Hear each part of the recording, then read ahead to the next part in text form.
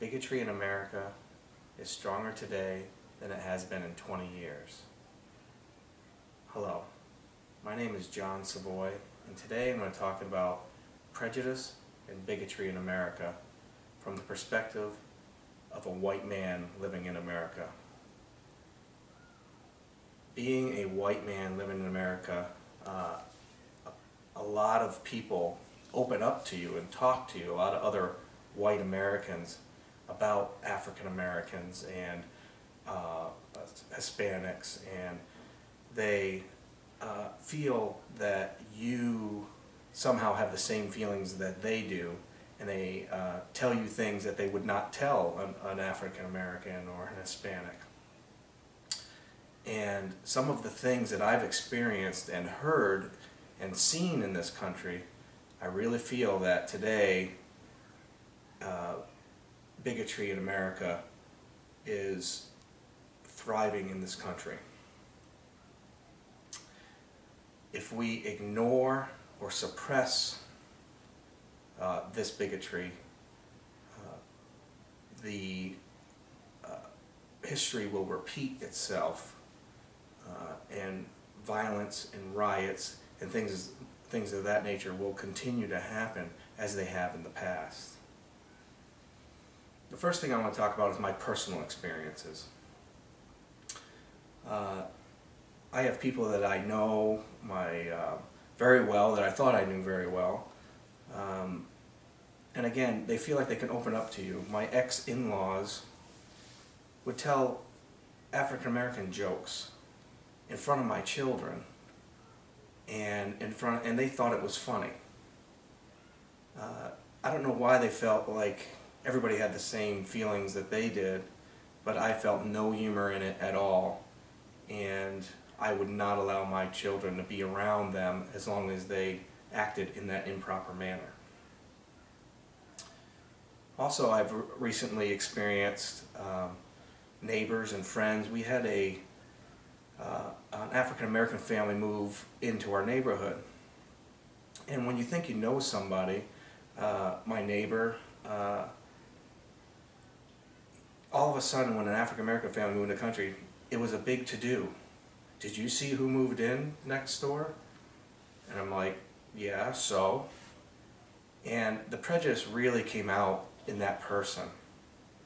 And they would make up, a few months went by, and the African American family was moving out already. And right away, the prejudice would come out, and they'd say, oh, they must not have paid their bill, or they weren't paying the rent on time. Well, come to find out, it was the landlord who wasn't paying the mortgage, and the bank took the house, so they were forced to move after just a few short months. It just goes to show you the prejudice of, because of a person's skin, how it is so unjust, and it continues to happen in this country.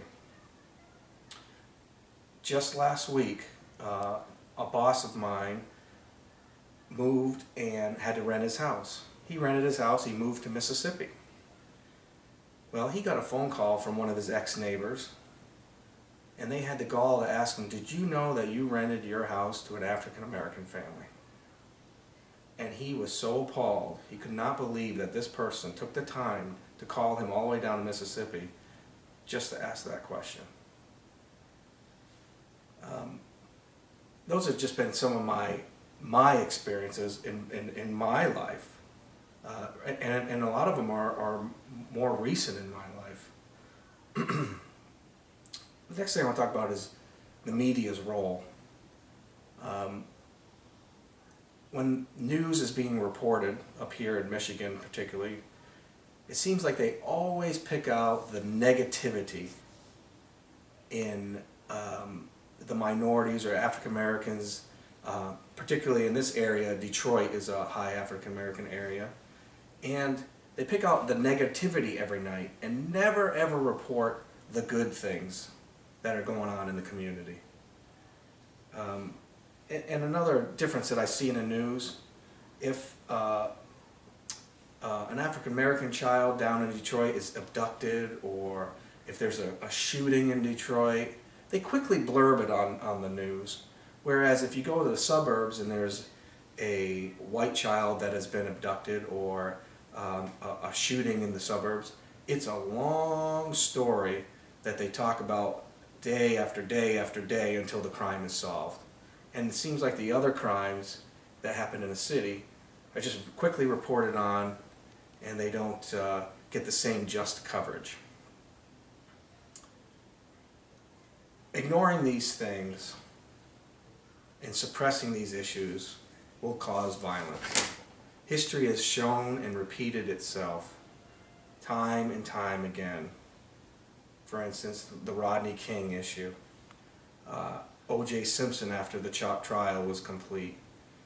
And again, a history such as the Detroit riots in the 50s.